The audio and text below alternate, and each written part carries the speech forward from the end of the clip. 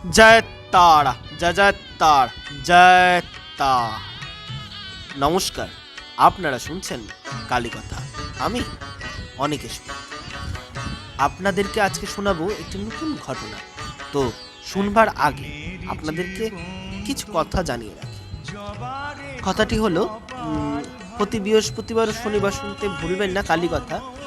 তার সঙ্গে এটাও বলবো, আমি কালীকথায় বেশ শনিবার দিন ছেড়েছিলাম একটি ঘটনা, যেটা শ্মশানকালী ও একটি স্থানকে নিয়ে, সেটা মা মনসার স্থান। তো এই স্থানগুলোকে নিয়ে একটি গল্প বলেছিলাম, আমার ভিউয়ার্সদের পছন্দ হয়।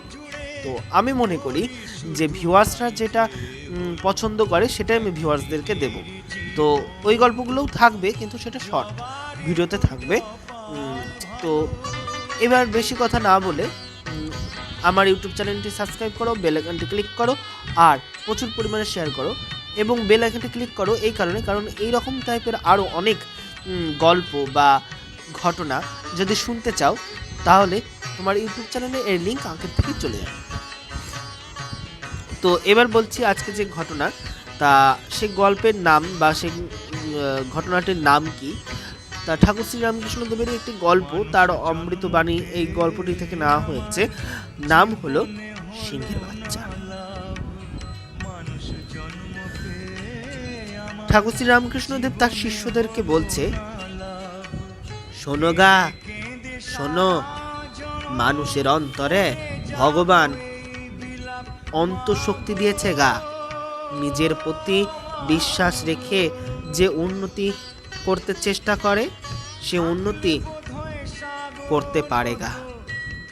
যার বিশ্বাস নেই গা, সে কখনো উন্নতি করতে পারেনি।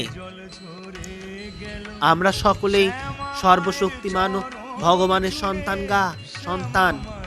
এই কথা আমরা ভুলে যাই গা, আর নিজেকে নিজে ছোট মনে করি, তো উন্নতি করতে পারিনি গা। জানো জানো তোমরা, পাহাড়ের ধারে এক মেষ পালক বাস করত গা। মেষ পালক গাছের তলায় বসে তামাক খাচ্ছে, আর মেষগুলো এদিক ওদিক চড়ে বেড়াচ্ছিল গা। সেখানটা থেকে কিছুটা দূরে একটা নদী ছিল গা, তারপর পাহাড়। সন্ধে হতে আর বেশি দেরি নেই গা। মেষপালক বাড়ি ফেরবার জন্য উঠে দাঁড়ালো গা। এমন সময় নদীর ওপারে একটা ভীষণাকায় সিংহী এসে দাঁড়ালে। তার চোখে যেন বিজলি খেলছে। মেষগুলো ভয়ে চিৎকার করতে লাগলো গা। মেষপালক হতভম্ব হয়ে দাঁড়িয়ে রইল। চোখের পালক ফেলতে না ফেলতেই সিংহীটা এক লাফে একেবারে নদীর এপারে এসে পড়ল গা। তখন একটা কাণ্ড। সিংহীটা ছিল পূর্ণ গর্ভবতী। হঠাৎ জোরে লাফ দিতেই সিংহীর একটা বাচ্চা হয়ে গেল, আর সঙ্গে সঙ্গে সিংহীটাও সেখানে মরে গেল গা। সিংহের অবস্থা দেখে মেষপালক তার বাচ্চাটিকে কোলে করে মেষ পালে নিয়ে বাড়ি ফিরল। সেদিন থেকে সিংহের বাচ্চা মেষ পালের সঙ্গে বড় হতে লাগলো গা। শেষে মেষের দুধ খায়, আর মেষ শাবকের সাথে খেলা করে বেড়ায় গা। দিন যায়, সিংহের বাচ্চা ঘাস খায়, মেষ পালকের সঙ্গে মাঠে চড়ে বেড়ায় গা। তারপর একদিন পাহাড় থেকে আরো একটি সিংহ এসে মেষ পালে এসে পড়ল গা। তখন মেষগুলো ভয়ে ভ্যাঁ ভ্যাঁ করে পালাচ্ছিল গা। সিংহের বাচ্চাটাও ভ্যাঁ ভ্যাঁ করে তাদের সঙ্গে পালিয়ে যাচ্ছিল। বাচ্চার কাণ্ড দেখে সিংহ তো অবাক। সে আর কাউকে না ধরে সে সিংহের বাচ্চাটাকে ধরে টেনে নিয়ে বনের ভেতরে নিয়ে গেল গা। বাচ্চাটিও তখন মেষের মতো ভ্যাঁ ভ্যাঁ করে ডাকছিল। বনের মাঝে গিয়ে সিংহ বাচ্চাটাকে বললে, দেখ দেখ, তুই আমার মতো সিংহ, বুঝলি? মেষের সঙ্গে থেকে তুই নিজেকে মেষ বলে মনে করছিস, তাই একেবারে মেষের মতন হয়ে গেছিস গা। বাচ্চার মনে তখন সিংহের কথাগুলো বিশ্বাস হচ্ছিল না। ভয়ে সে চোখ তুলে চাইতেও পাচ্ছিল না। বাচ্চার মনের ভাব বুঝতে পেরে সিংহ তাকে জলের ধারে নিয়ে গেল আর বললে, দেখ, জলে আমাদের ছায়া পড়েছে, আমিও যা আর তুইও তাই গা।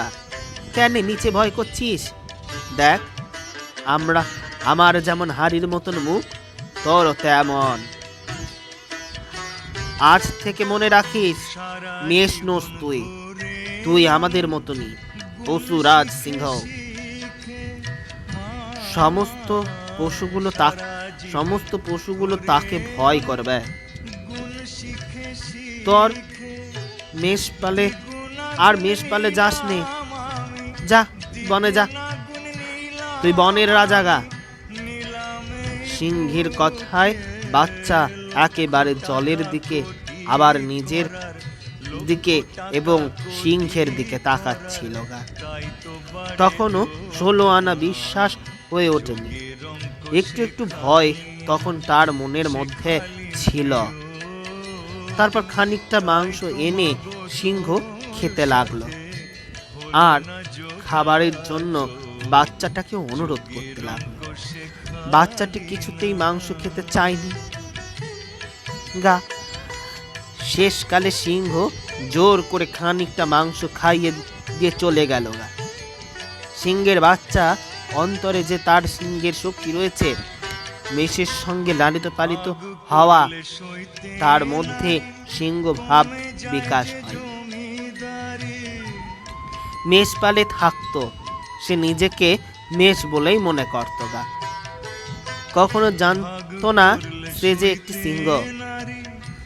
আজ রক্তের স্বাদ পেয়ে তার সিংহের উপদেশে তার মনে সিংহ ভাব জেগে উঠল গা। তখন সে মাথা তুলে দাঁড়ালো, মেঘের মতন গম্ভীর স্বরে সে ডাক দিলে, তারপর ধীরে ধীরে বনের মধ্যে চলে গেল গা। সিংহের ডাকে সারা বন কেঁপে উঠল গা। এরপর ঠাকুর শ্রী রামকৃষ্ণ দেব তার শিষ্যদেরকে বলছে, শোনো গা, শোনো, এর থেকে আমরা কি বুঝতে পারি জানো গা? নিজের দুর্বল, অক্ষম, ছোট ভাবেই আমাদের যত দুঃখ আমরা ডেকে এনেছি গা। অন্তরে আমাদের আত্মসিংহ ঘুমিয়ে আছেন, তাকে আমরা জাগিয়ে তুলি নে গা। আর অসীম শক্তির কাছে পৃথিবী সকল শক্তি তুচ্ছ গা। এটা মনে রাখবে গা, মনে রাখবে। নমস্কার। জয় তারা, জয় জয় তারা, জয় তারা। তো আপনারা আজকে যে গল্পটি শুনলেন তার নাম হলো সিংহের বাচ্চা। তো গল্পটা শুনে কেমন লাগলো, এর সঙ্গে আমি নীতিমূলক কথাও বলে দিয়েছি, ঠাকুর শ্রী রামকৃষ্ণ দেবের নীতি কথা। তো এছাড়াও অন্যান্যরা কি শিক্ষা লাভ করেছো তা কমেন্ট করতে ভুলো না। ও আমার ইউটিউব চ্যানেলটি সাবস্ক্রাইব করো, বেল আইকনটি ক্লিক করো এবং আমার সঙ্গে থাকো।